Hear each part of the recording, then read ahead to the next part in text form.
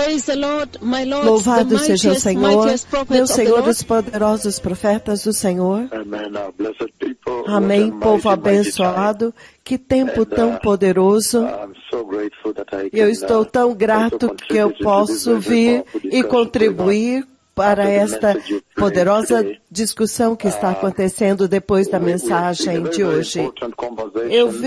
Nós vimos uma conversa muito importante que o Senhor está trazendo para a igreja. E a missão, a jornada, para entender o arrebatamento da igreja, desde que nós começamos esta jornada, para trazer a mensagem do arrebatamento para vocês, das quais vocês estão muito cientes, que a missão primeira, principal, desde que fala com vocês, tem nesta dispensação. Nós sabemos que há uma outra dispensação que está vindo, muito brutal, muito violenta, e eu diria que é a mais severa dispensação, até mesmo a graça que estará disponível naquele tempo, depois desta dispensação, é muito severa. Eu posso caracterizar como uma graça severa. Então este é um tempo muito espantoso, quando o Senhor Todo-Poderoso está falando desde o céu, por vós, comigo, que o próprio Messias, falando comigo depois da mensagem do arrebatamento e vindo para confirmar que tudo que eu disse para vocês a respeito do arrebatamento da igreja é absolutamente verdade. E também que é verdade que ele prometeu glória. Se você olhar na Bíblia, no livro do Gênesis até Apocalipse, você vai descobrir que está cheio de promessas. O Deus Todo-Poderoso, desde a queda no jardim, o que eu chamo o templo do jardim, porque era um tipo de adoração, aquela adoração que caiu lá. Então, desde aquela queda até o paraíso restaurado no livro do Apocalipse, você vê que toda a Bíblia está cheia de promessas. O Senhor Todo-Poderoso agora está prometendo para a humanidade que se você andar fielmente comigo, se você tornar-se justo diante dos meus olhos e fiel e santo, então eu vou te dar o seguinte. Então toda a Bíblia está cheia de promessas, e isto vem um tempo tão pivotante, quando nós estamos por um passo para entrar na dimensão da eternidade, e nós vimos que muitas pessoas guardam seus tesouros no banco, eles guardam seus tesouros nos tesouros lá fora dos bancos centrais, das reservas federais, muitos tesouros colocados, os tesouros deste mundo. Entretanto, para nós como cristãos, o Senhor está dizendo muito claramente que os nossos tesouros estão na Bíblia. Então, a Bíblia agora, enquanto lidamos com este tesouro de participar da natureza divina, essencialmente a glorificação da igreja, você vê que o Senhor agora está guiando a igreja e dizendo, veja para você o seu tesouro. Elas estão embancadas, elas estão depositadas na Bíblia, na palavra. É para lá que ele está dirigindo a igreja, para esses tesouros ocultos, eu disse. Novamente vou repetir aqui, que apenas tentar imaginar e vislumbrar que a humanidade, o homem caído que você vê executando as suas vidas na terra agora, pudesse participar da natureza divina de Deus, isso seria o máximo escândalo da graça. Seria um escândalo. Seria a questão mais que poderia causar indignação, que Deus agora diz que o homem pode participar da sua natureza divina. Então, a glória dele, que pertence a ele mesmo, agora ele faz um convite para a humanidade, para o homem caído, para vir e participar da sua natureza divina. Eu podia apenas mencionar alguns a respeito da natureza divina de Deus e você ficaria chocado. Então, Então, é para isso que o Senhor está convidando a igreja para participar. Nós sabemos que a natureza divina de Deus é constituída por imortalidade, incorruptibilidade, e Ele está dizendo que baseado na glória de Deus, na sua glória e bondade, agora a humanidade está sendo ajudada pelo poder divino para escapar da corrupção do mundo, que é causada pelas cobiças desta vida. Se você abrir no livro de 1 João 2, versículos 15 a 16, você vê que a cobiça dos olhos, a cobiça da carne, a cobiça desta vida, você vê que todos esses desejos pecaminosos são os que corrompem os desejos dos homens. É impressionante. Então, desde a queda no jardim, os desejos humanos foram corrompidos.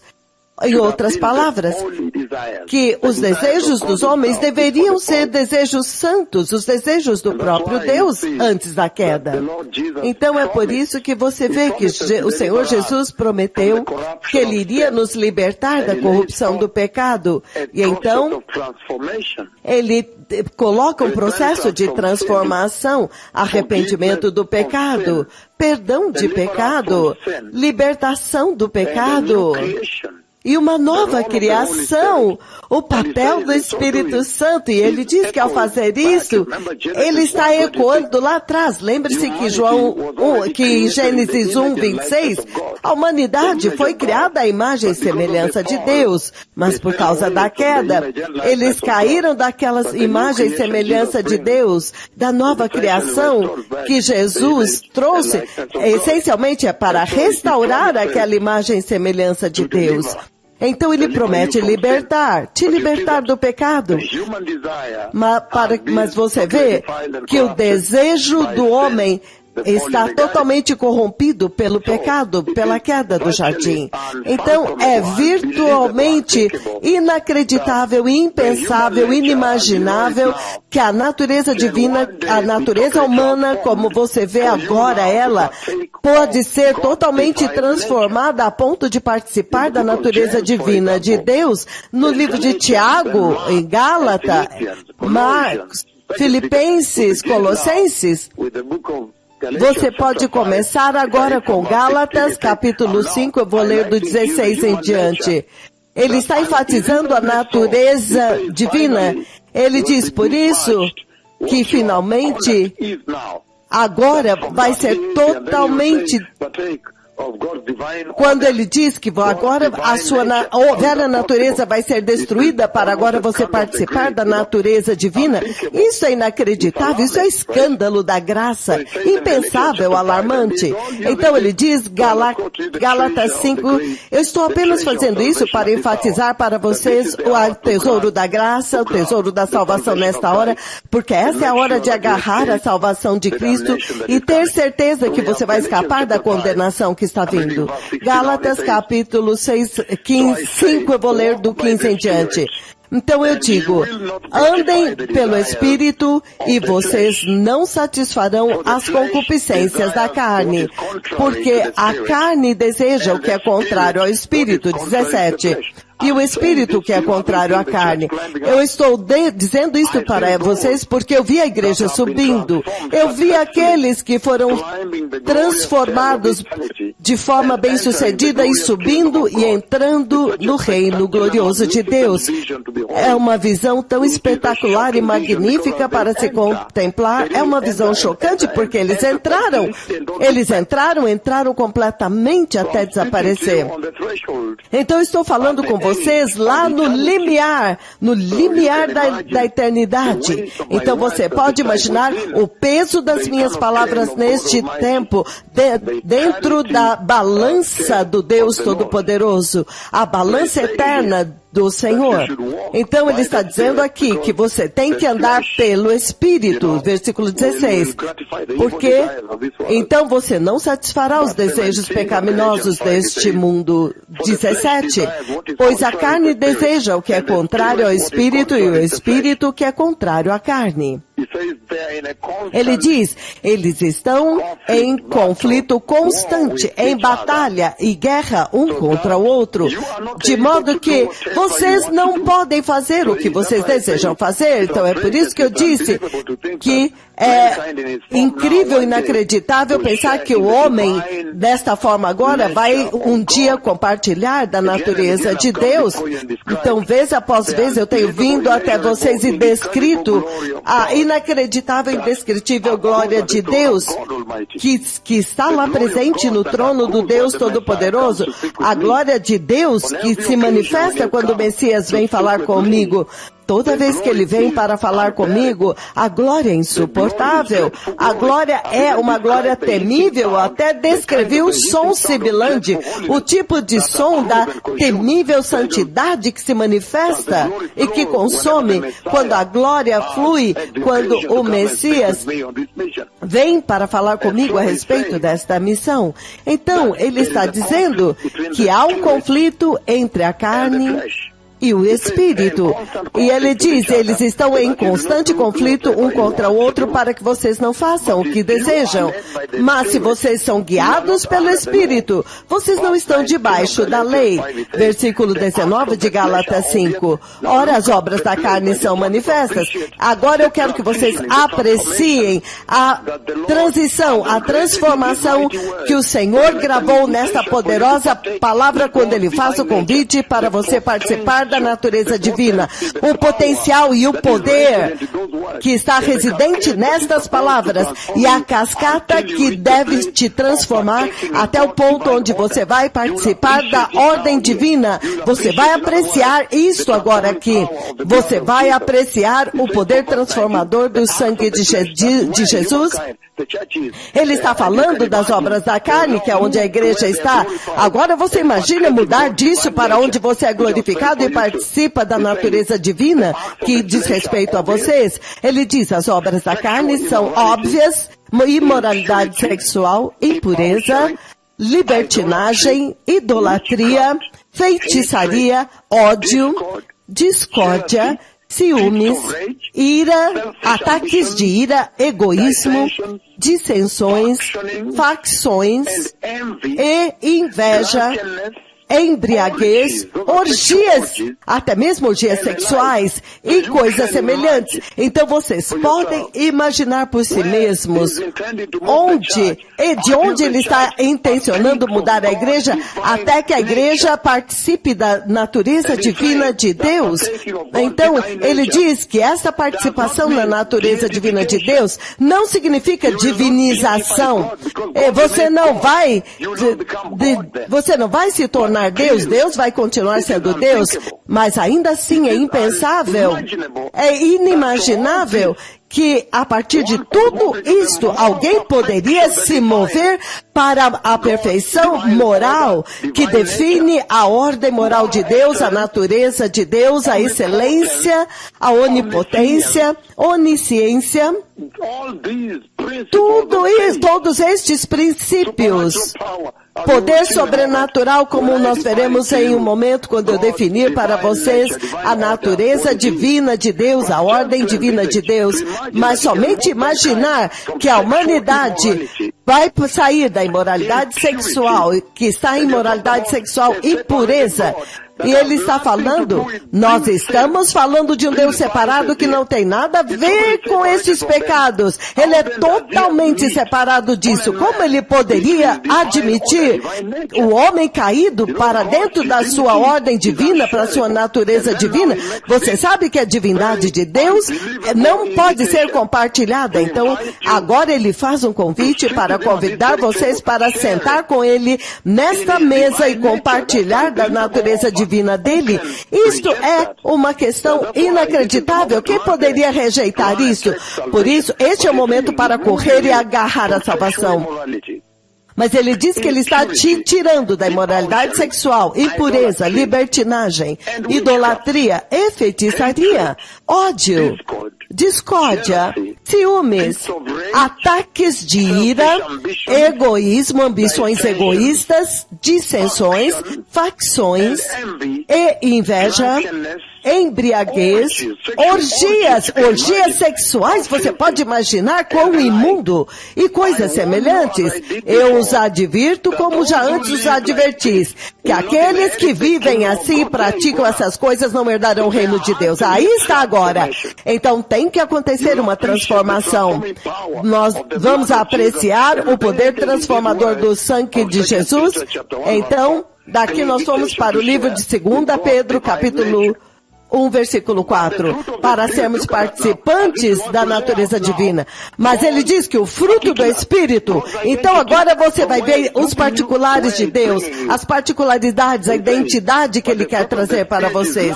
Ele diz, mas o fruto do Espírito é amor. Você vê que aqueles que participam da natureza divina de Deus terão isso, amor, alegria, paz, paciência, amabilidade, bondade, fidelidade, longanimidade, mansidão, domínio próprio. Então ele diz, contra estas coisas não há lei. Por quê? Porque estas são as características de Cristo. Estas são as características particulares de Deus. E contra estas coisas não há lei. Aqueles que pertencem a Cristo Jesus, nosso Senhor e abençoado Salvador, crucificaram a carne com as suas paixões e os seus desejos. Então ele centraliza a cruz nesta missão para alcançar a ordem divina de Deus. Então a pergunta se torna, como que a igreja deste dia presente pode se tornar participante da natureza divina de Deus se eles são totalmente dominados pela carne? Eles estão literalmente não crucificados, abandonaram a cruz, abandonaram o sangue, abandonaram o arrependimento, abandonaram a justiça. Então, eles decidiram tomar uma cruz falsa de plástico. Então, esses são os grandes desafios que o Senhor está colocando aqui e o despertamento que esta mensagem está trazendo para a igreja, para que agora você mude e abrace a verdadeira cruz e sangue de Cristo. E ele diz, aqueles que pertencem a Cristo crucificaram a carne com as suas paixões e os seus desejos. Então ele diz, se vivemos pelo Espírito, ele está te pedindo para viver pelo Espírito. Então, andemos também pelo Espírito e não sejamos presunçosos provocando uns aos outros. Então você pode imaginar que nesta pequena descrição eu já estou definindo a jornada para vocês. A jornada que o Senhor se determinou a dar com vocês para trazer a vocês uma total transformação à sua vida. E eu disse que naquela transformação, a não ser que o homem nasça de novo, ele não pode ver o reino de Deus. E nesta transformação, se você ler o livro de João, capítulo 3, versículos de 3 a 7, ele diz o seguinte. Ele diz, vamos começar no versículo 3. Ele diz, Jesus respondeu, isso é Jesus falando com Nicodemos, em verdade eu lhes digo,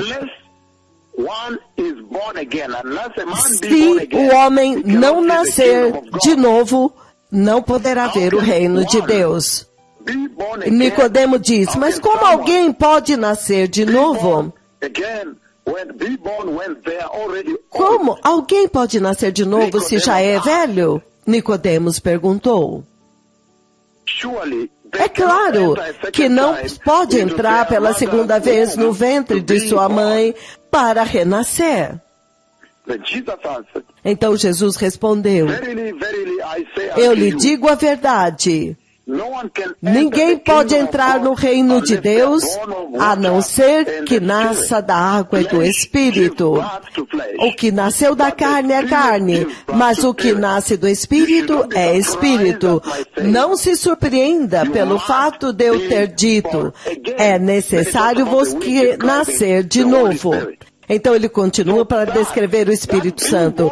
Então este nascer de novo que ele está levantando lá muito poderosamente, se você agora abrir no livro de 1 Coríntios capítulo 5, 70, é isso que ele diz.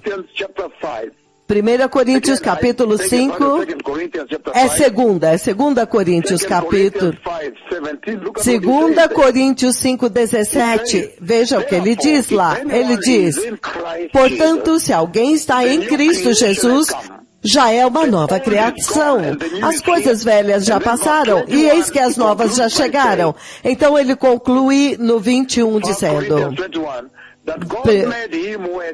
primeiro 21. Deus, aquele que não tinha pecado, Deus o fez nosso pecado, para que nele nos tornássemos justiça de Deus. Esta é a transformação da qual ele está falando, que você tem que se mover totalmente, onde antes havia orgias, feitiçaria, rebelião, desobediência, injustiça, impiedade, tudo isso que ele descreveu, caracterizando a natureza divina.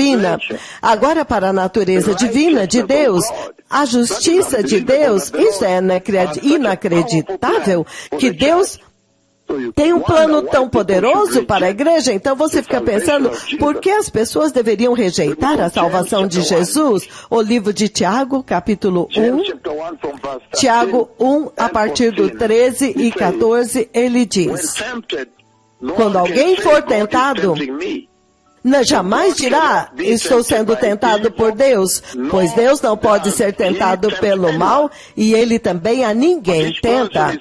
Mas cada pessoa é tentada pela sua própria, quando ele é arrastado pela sua própria cobiça e é seduzido por ela.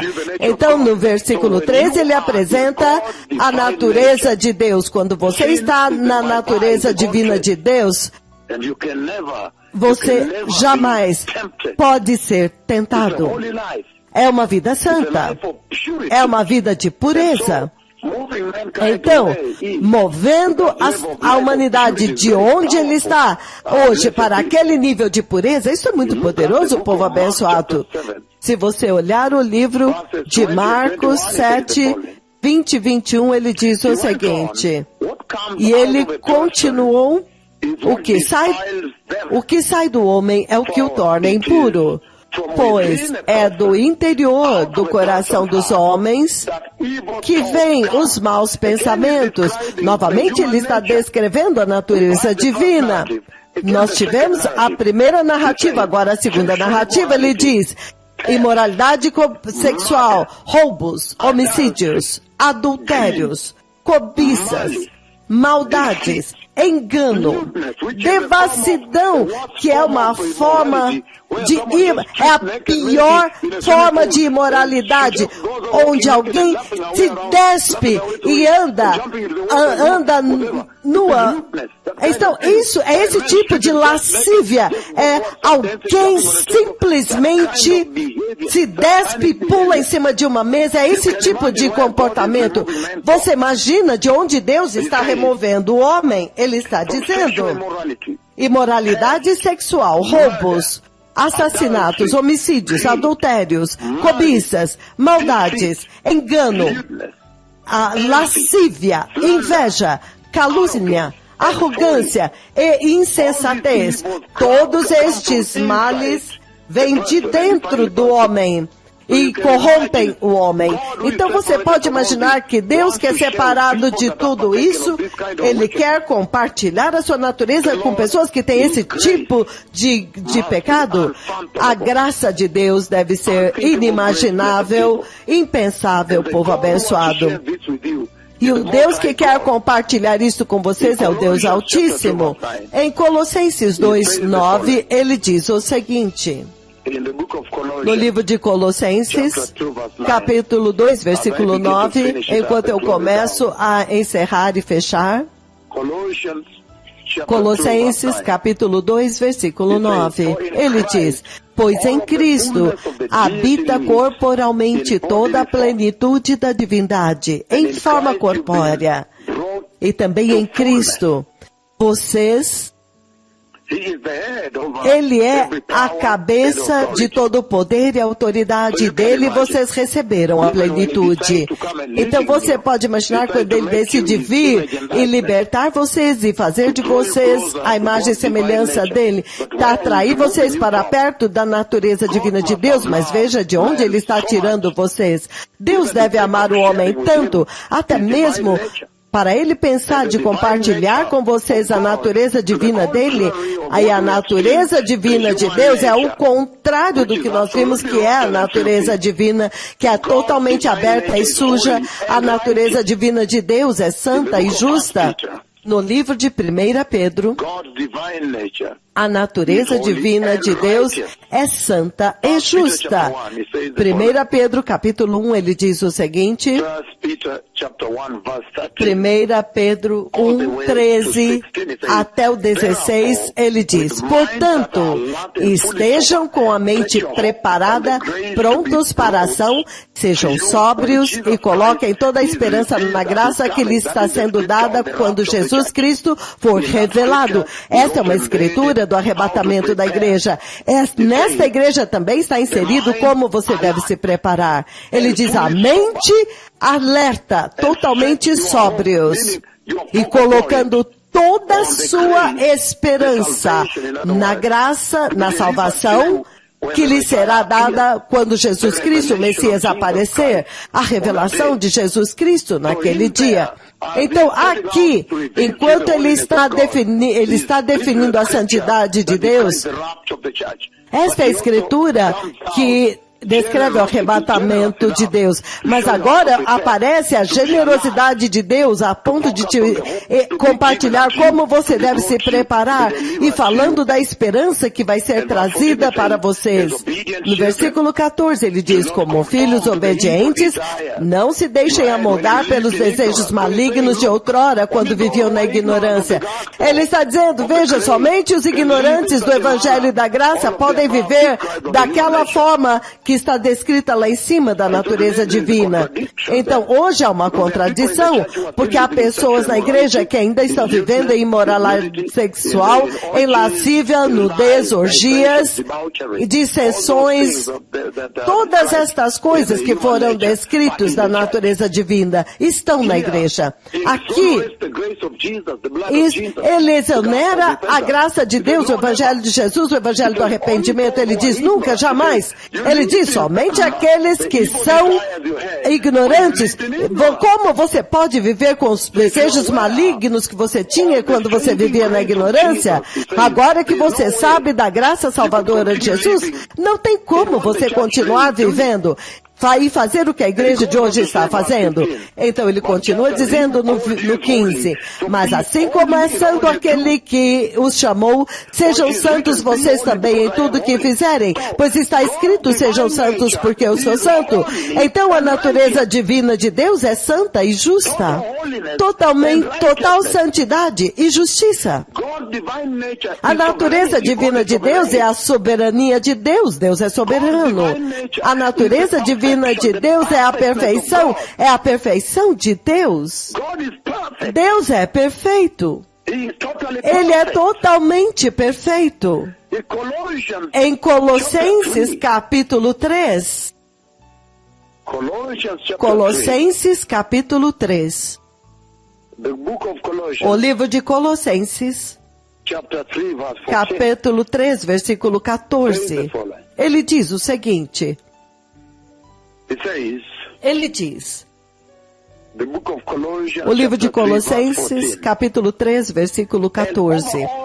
Acima de todas estas virtudes, revistam-se do amor, que é o elo perfeito, em perfeita unidade. Deus é perfeito e então ele exige perfeição da parte de vocês. Em outras palavras, ele está dizendo que a natureza divina de Deus, da qual vocês estão sendo participantes, convidados a participar, é excelência moral. Ele está dizendo perfeição moral. Ele está dizendo imortalidade, incorruptibilidade, bondade, Controle, domínio próprio, misericórdia, gracioso, longânimo, bondoso. Você pode ter toda uma lista e você pode pegar na Bíblia toda uma lista para te mostrar como Deus tem sido bom para você. Então ele está dizendo que ele é santo, ele é justo, ele é sem pecado, ele é soberano, ele é perfeito. Ele não muda. Ele é fiel. Então vocês veem que maravilhosa disposição de amor que Deus avançou para nós, a igreja, fazendo, eu nem sei, é um convite afrontoso para um homem que está em imoralidade sexual, orgia sexual, abortos, adultérios, mentiras, enganos e tudo isso. E agora ele está convidando-os para compartilhar na sua exclusiva natureza, que é exclusiva somente de Deus, a natureza divina de Deus. Vocês então entendem, povo abençoado? É por isso que eu achei que este é um momento tão poderoso na igreja, até mesmo a igreja poder participar desta conversa, que é uma conversa divina, que agora ela possa saber que ela não pode abusar da graça, jamais. É uma graça poderosa, uma graça maravilhosa do nosso Senhor Jesus Cristo. Deus tem poder sobrenatural, do qual você pode compartilhar em alguma dessas coisas. Ele é o governante do universo. A sua natureza divina, como governador do universo, ele disse que vocês vão participar disto. E ele está dizendo onipotência, onisciência, excelência moral, domínio próprio, santo, perfeito, amoroso, não pode fazer nada errado, nunca muda, totalmente confiável, não pode mentir. Que convite tão maravilhoso. Obrigado.